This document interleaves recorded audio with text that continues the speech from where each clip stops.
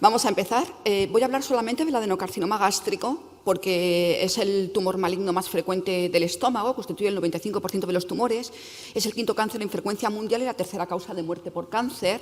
Hay una incidencia mayor en Asia, Japón, o sea, en ciertos países de Asia como Japón, Corea, China, donde incluso está justificado los programas de cribado, en algunos países de Sudamérica, por ejemplo en Chile, y europeos como en Finlandia, Polonia e Islandia. En España y en Estados Unidos la incidencia comparativa es baja. De hecho, la Sociedad Española de Oncología Médica ha publicado en el año 2018 las cifras del cáncer en España y bueno, el tumor gástrico constituye el sexto tumor en frecuencia, pero si lo dividimos por sexos, en el hombre es el quinto y en la mujer el séptimo. Es un tumor que es más frecuente en varones, en una proporción de 2:1, aunque en el cáncer de páncreas la proporción aumenta a 7:1. Suele ser un paciente de gente de edad media mayor, entre 50 y 70 años, pero hay un 5% en menores de 35 años. 35 años lo pongo en rojo, porque en rojo he marcado lo que es peor pronóstico. Menores de 35 años son de peor pronóstico. La localización, pues el 30% se van a localizar en el antro, el 40% en el fundus y en el cardias, el 30% en el cuerpo y un 30% en el antro. Y en los países occidentales está disminuyendo la incidencia del adenocarcinoma gástrico distal de cuerpo y antro, pero sin embargo está aumentando la incidencia de los tumores de la unión esofagogástrica del cardias, que además tienen un peor pronóstico.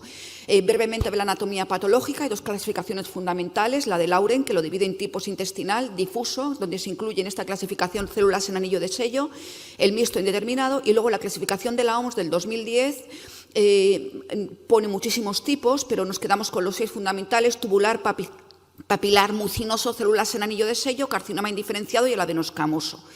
Igual en rojo el difuso y el de células en anillo de sello de mal pronóstico. También tenemos que saber a qué denominamos un AG precoz y avanzado. El precoz está limitado a la submucosa y a la submucosa, da igual el estado ganglionar, la supervivencia a los 5 años es mayor al 90% y, por tanto, en estos pacientes se van a intentar realizar un tratamiento con técnicas menos invasivas, como ya ha hablado el doctor Martino, de la resección endoscópica, bien mucosa endoscópica o disección submucosa endoscópica, o también vamos a intentar hacer gastrectomías laparoscópicas. El avanzado es aquel que va de la muscular propia o más allá, tiene un mal pronóstico, con una supervivencia a los 5 años menor del 20%, con recaídas frecuentes, y el único tratamiento es la resección completa del tumor con margen de resección 0, margen negativo, y una disección ganglionar. Y también se ha establecido como tratamiento estándar pues el tratamiento neoadyuvante. La técnica diagnóstica de elección va a ser la endoscopia, o sea, lo que nos va a decir: aquí hay un tumor, va a hacer una biopsia para ver la anatomía patológica. Pero es fundamental, ya lo hemos dicho en las charlas anteriores, la estratificación prequirúrgica para ver qué vamos a hacer con el paciente, cuál es el tratamiento que vamos a aplicar. También han dicho mis compañeros anteriores, que el abordaje multidisciplinar es fundamental. Nosotros tenemos un comité multidisciplinar de tumores gástricos. Bueno, aquí en el centro estamos el doctor Olaya, mi compañero radiólogo y yo, que somos los que estamos en el comité. Y bueno, pues también hay oncólogos, digestólogos, falta alguno en la foto, cirujanos hay 3 y patólogos. Cada 15 días tenemos una reunión en la que vemos no solo casos de adenocarcinoma, sino también pues, otro tipo de tumores. Y desde el año 2009 nosotros tenemos un informe estructurado en el servicio, que es este, pero que hemos ido modificando según han ido modificando pues, el TNM, sobre todo. El sistema de estadificación que seguimos es el TNM de la JCC, que bueno, salió a finales del 2016, pero se empezó a aplicar a principios del 2017, la 8ª edición, que se aplica al adenocarcinoma, el carcinoma neuroendocrino pobremente diferenciado y el carcinoma adenoneuroendocrino mixto. El capítulo 17, por si lo queréis leer, es muy interesante, y sobre todo respecto a la edición anterior, pues utiliza una base de pacientes mucho más amplia, 25.000 pacientes a los que se les ha realizado cirugía y de 15 países diferentes. Las anteriores versiones eran más limitadas. Cambios importantes de la 7ª edición respecto a la 8ª. Bueno, pues el nuevo límite anatómico, al revés, de la 8ª edición respecto a la 7ª. El nuevo límite anatómico en la clasificación de los tumores de la unión esofagogástrica. Va a haber una estadificación, ya lo ha dicho Laura, anatomopatológica, una clasificación clínica y una clasificación tras el tratamiento neoadyuvante. Hay una subclasificación de los ganglios N3, anatomopatológica, que vais a ver ahora, y ha habido una modificación en los grupos de estadificación anatomopatológicos. Lo primero es decir que los tumores que están a menos de 2 centímetros de la unión esófago-gástrica, que no infiltran la unión, se consideran tumores esofágicos, gástricos. ¿De acuerdo? Tumor cuyo epicentro está a menos de 2 centímetros de la unión, pero que no la infiltra, se considera tumor gástrico.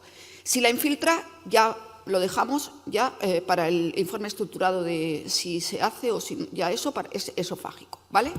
Y sin embargo, si el epicentro del tumor está a más de 2 centímetros, me da igual que infiltre la unión esófago-gástrica o no, porque lo voy a clasificar como un gástrico, ¿de acuerdo? Cuando el epicentro del tumor está a más de 2 centímetros, siempre es gástrico, infiltre o no la unión. Y cuando está a menos, se infiltra la unión esofágico y si no la infiltra, gástrico. Se han establecido nuevos grupos, ya lo hemos dicho, PTNM, el C, los grupos de estadificación clínica pues son 6, 1, 2, 3, 4 con subgrupos en el 2 y en el 4, el patológico tiene 8 grupos y el posttratamiento 4. En la subclasificación N3, esto es importante. En la 7ª edición dijeron, pues mira, vamos a dividir vamos a ver, la clasificación N, que es que la pongo después, en la N1 es entre 1 y 2 ganglios, N2, 3, 6 ganglios, N3, la N3 es más de 7 ganglios, ¿vale? Entonces, en la 7ª edición dijeron, oye, vamos a dividir entre 7, 15 y 16 o más ganglios, vale, lo dijeron, pero luego no lo incorporaron a los grupos de estadificación, lo vais a entender ahora. Ahora se incorpora, ¿vale? Y además se sugiere que se deben resecar al menos 16 ganglios. Esto está discutido, hay quien dice que hay que extirpar más de 30. Desde luego, al menos 16, porque si no, nunca vas a decir que es un N3B, ¿no? Y luego, mira, lo que os digo de la modificación de los grupos anatomopatológicos. Voy a ver si consigo no liarme con el ratón. Parece que me estoy liando. A ver.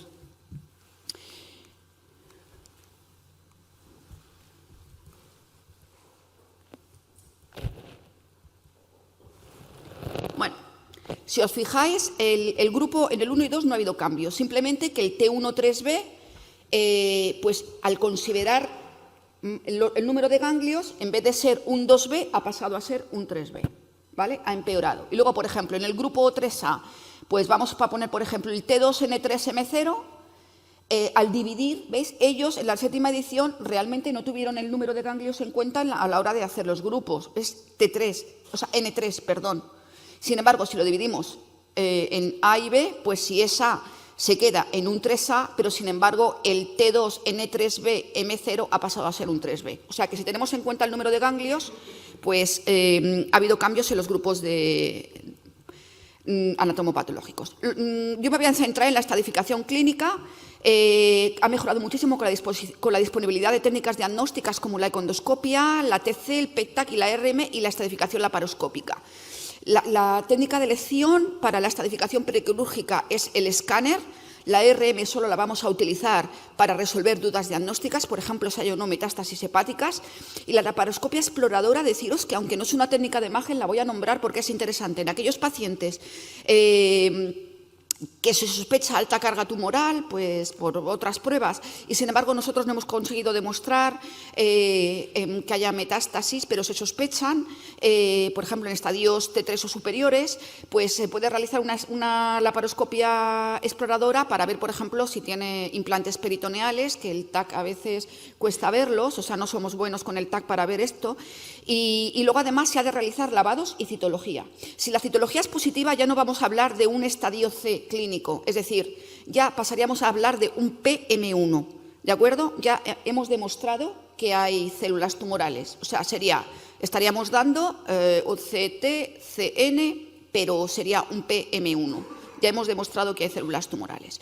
El escáner, ¿cómo lo hacemos? Pues el paciente viene en ayunas de unas 8 horas, el TC multidetector ha de ser al menos de 16 detectores, porque son muy importantes las reconstrucciones multiplanares y las reconstrucciones 3D, sobre todo en los pacientes a los que les vamos a dar contraste oral negativo, gas, para realizar la visión endoluminal, para navegar, para la gastroscopia virtual. La distensión máxima de la luz gástrica es fundamental, ¿vale? Y lo vamos a hacer bien con contraste oral neutro, que puede ser el agua o la metilcelulosa. Nosotros utilizamos agua y le damos litro, litro y medio al paciente 15-30 minutos antes de la prueba. O se puede dar contraste oral negativo, gas con gránulos efervescentes. El paciente se toma los gránulos y luego se toma un chupito de agua y es lo que se llama TC-gastroscopia. La TC-gastroscopia la realizan muchísimo cuando haces búsquedas bibliográficas los japoneses. Los japoneses y los chinos, como tienen una incidencia tan alta, la utilizan mucho. Agentes espasmolíticos es opcional. Nosotros no los utilizamos. Se puede utilizar el bromuro de iostina o el glucagón. Luego vamos a colocar al paciente boca arriba, pero si sabemos que tiene un tumor de antro o de cardias, lo hacemos boca abajo para mejorar la distensión. Y el contraste intravenoso, pues vamos a utilizar una aguja 20G antecubital y vamos a administrar una cantidad variable de yodo entre 85 y 130 mililitros según el peso del paciente a una concentración de 350 miligramos por mililitro y a un flujo de 4 mililitros por segundo. Y después le administramos 30 mililitros de suero fisiológico. Vamos a realizar 2 fases, nosotros lo realizamos con monitorización automática del bolo, una en fase arterial tardía a los 40 segundos de abdomen superior, donde vamos a ver el realce máximo del tumor, y una fase venosa portal a los 70 segundos de tórax, abdomen y pelvis, que va a ser útil para valorar las adenopatías y las metástasis. Mirad, este es un caso de cómo ha de quedar distendido el estómago, ¿de acuerdo? Veis que está muy distendido por líquido. Aquí estamos viendo en la imagen de la derecha, estamos viendo un tumor antral, un engrosamiento tumoral del antro. Vamos al informe estructurado. El informe estructurado se incluyen factores que le interesan al especialista para ver si le vamos a dar al paciente un tratamiento neoadyuvante o lo vamos a llevar directamente a cirugía, para tomar decisiones. Entonces, ha de ser muy claro.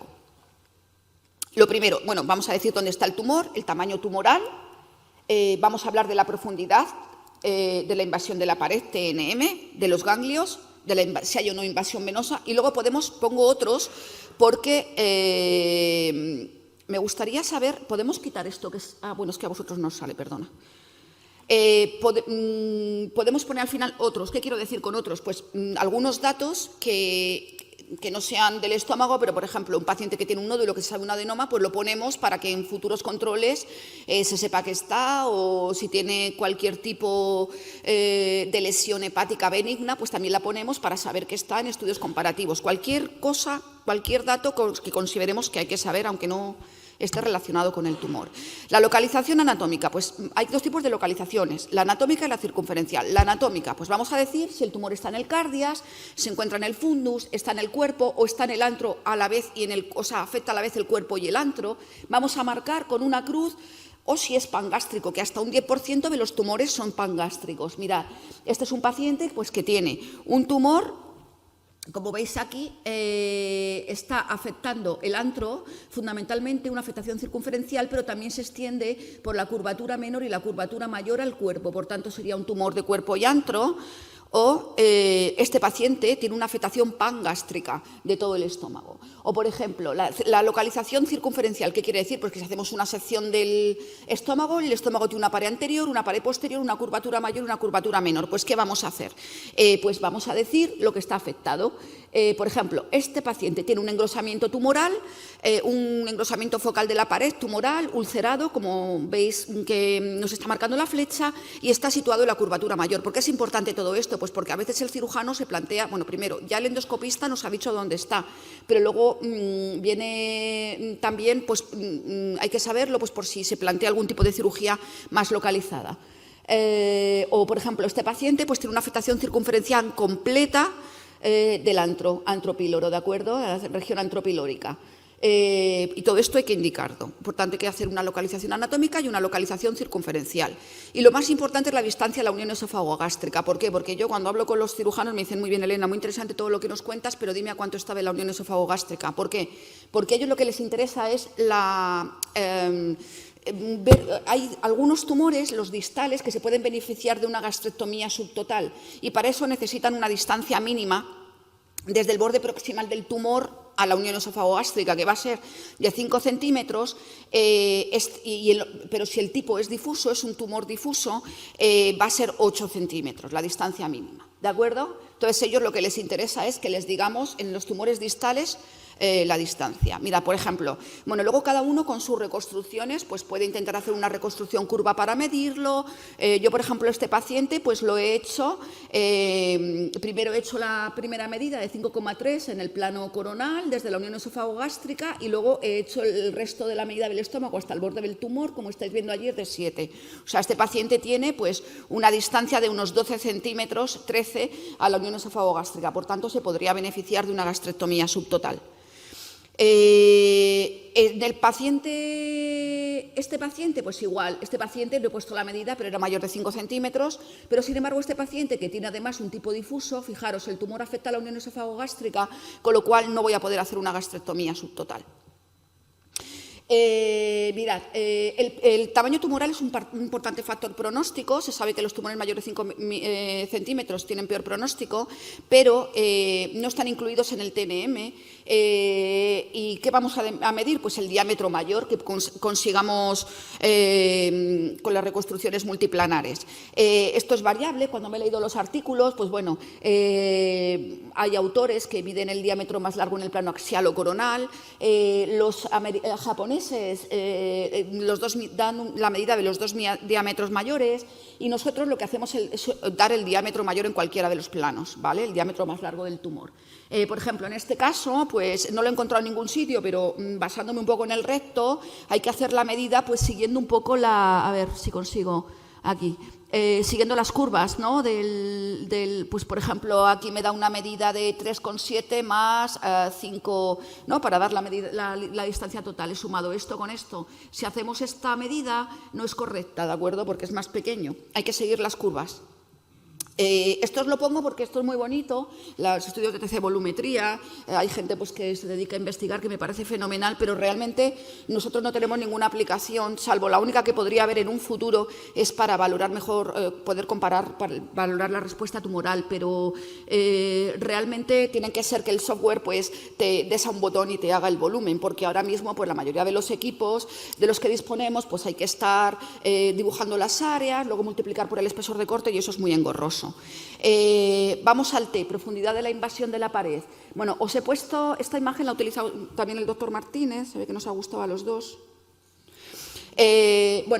Mirad, carcinoma in situ, aquel que está afectando solo el epitelio, el T1 ya hemos dicho la muscular basal, digo la lámina propia de la muscular mucosa, el T2, el T1B, perdón, afecta la submucosa, el T2 la muscular, el T3 llega a la grasa perigástrica y el T4A infiltra la serosa, porque el estómago sí tiene serosa, y el T4B infiltra estructuras vecinas, hígado, bazo, páncreas, riñón, suprarrenales, el intestino delgado, la pared, el diafragma. El T3 también incluimos la afectación de la grasa de los ligamentos gastrocólico y gastrohepático y aumento mayor y menor siempre y cuando no esté infiltrada la pared de la víscera que lo recubre. Si está afectada ya sería un T4. Y luego, por último, decir que la extensión mural del tumor hacia el duodeno y el esófago no es un T3-4B. Eso no se considera infiltración de una víscera, se considera una extensión mural. Los resultados de la TC pues, han mejorado mucho gracias a los equipos actuales, se acercan a los de la endoscopia. En algunos estudios la exactitud global es del 77-91%, esto es muy variable, depende de lo que revises. Y hay un rendimiento bajo para diferenciar entre T1 y T2. Fijaros, el T1A primero no se ve en el 2D, en la infiltración de la mucosa simplemente no se ve.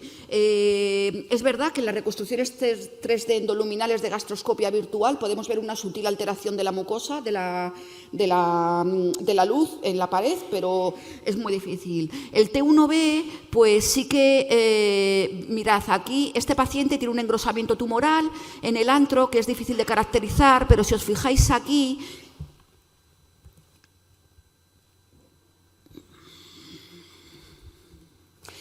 en el corte en sagital estamos viendo que el tumor en la parte anterior, fijaros que se mete,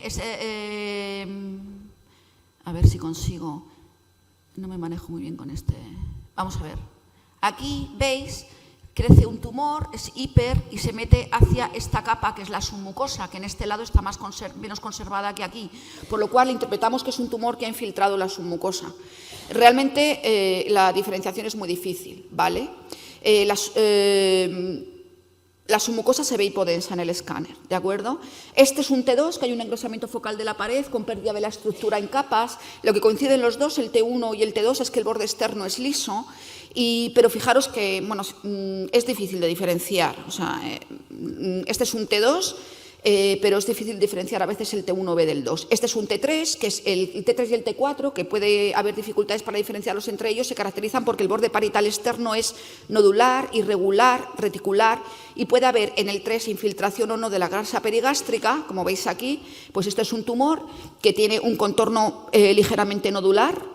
Y este es un tumor T4 que, si os fijáis, en la curvatura menor pues tiene bastante aumento de la densidad de la grasa, tiene algunos ganglios, y la infiltración de la grasa perigástrica sugiere más un T4 que un T3. ¿Vale? El problema del T4 es que no se ve la serosa no se ve en el escáner, pero hay un signo que es el signo de la serosa hiperdensa, que es este, que a mí me encanta porque claramente se ve aquí, lo veis, lo señalado en naranja, un engrosamiento focal de la pared externa, de la capa externa de la pared, que sugiere una infiltración tumoral de la serosa. Tiene un valor predictivo de un 81% y eso, cuando lo vemos, sugiere infiltración de la serosa. ¿Y por qué es importante? Pues porque este paciente, si la serosa está infiltrada, es probable que hayan caído células al peritoneo. Entonces hay que intentar hacerle pruebas para ver si hay afectación tumoral peritoneal. El T4B, pues es la infiltración de las vísceras. No vale solo con que haya contacto, porque hay pacientes muy delgados, en los que tienen poca grasa, y además el lóbulo hepático izquierdo y el estómago, si os fijáis, muchas veces contactan. No solo hace falta que haya pérdida de la grasa, sino que tiene que haber una irregularidad o deformidad del contorno. Fijaros aquí, como este paciente, las flechas señalan pues la irregularidad de la pared anterior del páncreas que está infiltrado, o en este otro, que es un paciente con un tumor grande en la curvatura menor, como estáis viendo aquí, que está infiltrando la grasa, y fijaros el contorno lobulado del hígado, porque está infiltrado. Este es un tumor que está infiltrando el diafragma y este otro que está infiltrando la suprarrenal izquierda, son todo T4B. La afectación ganglionar pues ocurre hasta en el 88% de los adenocarcinomas gástricos, depende del tamaño, de la profundidad de invasión del tumor, del T. Y el problema que tenemos es el de todas las estructuras, ¿no? Ganglios pequeños pueden tener micrometástasis y ganglios grandes pues no ser tumorales. La exactitud pues también ha mejorado bastante con los equipos actuales, pero seguimos teniendo dificultades. ¿Qué ganglios hay que decir? Los perigástricos y los extraperigástricos. Perigástricos, pues tenemos que decir los paracardiales, son derechos e izquierdos, de la curvatura mayor, que son los que están en la curvatura mayor, y los del omento mayor, los que están a lo largo de la curvatura menor, que son los que están en la curvatura menor, y los gastrohepáticos, y luego los suprapilóricos, que incluyen los gastroduodenales, y los infrapilóricos, que incluyen los gastroepiploicos. Estos son ganglios regionales, ganglios regionales perigástricos. Los extraperigástricos, pues ¿cuáles son? Los hepatoduodenales, que incluyen los portales, los celíacos, los que están en el tronco celíaco, la arteria gástrica izquierda, el hilio esplénico, la arteria esplénica y la arteria hepática común. ¿Por qué es importante? Pues es importante porque, aunque cada vez se tiende más a realizar disecciones ganglionares ampliadas, D2, que son las que hacen los japoneses, las D2 son las que se llevan los perigástricos y extraperigástricos. En Europa se sigue haciendo bastante la disección tipo 1, que es la que solo quita los ganglios perigástricos. Entonces hay que avisarles que hay algo más, ¿vale? Por eso es muy importante decir los extraperigástricos. Y luego, por último, están los no regionales, que son M1, son metastásicos, ¿no? Retropancreáticos, peripancreáticos, pancreatoduodenales, de la mesentérica superior, de la cólica media, paraórticos y retroperitoneales. Fijaros, criterios, pues ganglios, los mayores de 6 milímetros, los perigástricos, los extraperigástricos mayor de 8 milímetros, de morfología redondeada, que tienen pérdida del hilo graso normal y realce muy intenso o heterogéneo en el escáner. También se considera que cualquier ganglio mayor de 10 milímetros y con una mayor de 85-100 unidades de Hansfield lo podemos dar como tumoral, o cuando hay varios ganglios acumulados y además tiene una afectación de la grasa perinodal. Fijaros, este es un caso en que hay un ganglio en la gástrica izquierda, en el territorio de la gástrica izquierda, veis muy redondeado, gordo, o este, por ejemplo, hay varios ganglios juntos en la curvatura menor, alta, y algunos de ellos además tienen un contorno un poquito desflecado. Son otros ganglios que están en la curvatura menor, fijaros que son gordos, un poco irregulares, y este además es heterogéneo. Y luego las metástasis, el sitio más frecuente es el hígado, son poco frecuentes el pulmón, las suprarrenales, riñones y las óseas y cerebrales son raras. Y es importante el peritoneo, valorar el peritoneo, que es uno de los sitios donde son frecuentes. Y ya hemos dicho que los ganglios no regionales a distancia pues también se consideran M1. Mirad, este es un paciente que tiene un tumor, que además ha hecho una invaginación gastrogástrica, esta imagen me encanta, y aquí tiene metástasis hepáticas. Ya estoy acabando, estos son metástasis bilaterales ováricas, un tumor de Krukenberg bilateral, que el estómago es el tumor que metastatiza con más frecuencia al ovario, en dos pacientes diferentes, masas complejas. Y luego la invasión venosa extramural, pues ocurre en menos del 20% de los adenocarcinomas gástricos, supone una mayor recurrencia, menor tiempo de supervivencia, está relacionado con el T, por eso la mayoría se van a ver en los T4, también está relacionado con el tamaño del tumor, con el grado de diferenciación, se asocia de forma significativa a la diseminación linfática y te dicen que en el TAC lo que hay que ver es un tejido de partes blandas similar al tumor de estructura tubular que está en el lugar supuesto de una vena perigástrica. Bueno, yo os puedo asegurar que esto es muy difícil, que me he estado revisando escáner y hay densidades lineales que no sabes si son del tumor. Yo he cogido artículos, es lo único que he cogido imágenes de otro artículo, cosa que me da bastante rabia, pero es que no he conseguido. Bueno, las flechas rojas señalan, pues, y hay que indicarlo, ¿vale? Y luego otros, ya os he dicho, pues un adenoma, en fin, lo que consideréis oportuno. Las conclusiones, las de siempre, manejo multidisciplinar, TNM, seguimos el de la 8ª edición, la técnica de elección para la estadificación clínica es el T, la distensión gástrica es fundamental y los factores pronósticos que ha de contener el informe estructurado radiológico, localización, tamaño, grado de invasión de la pared, invasión ganglionar, metástasis e invasión venosa. Deciros que, bueno, yo me he guiado, parte de lo que he contado está en el capítulo de radiología esencial que realicé junto con mi compañero las 2 ediciones, está a punto de salir. La JCC, que es la Biblia en esto.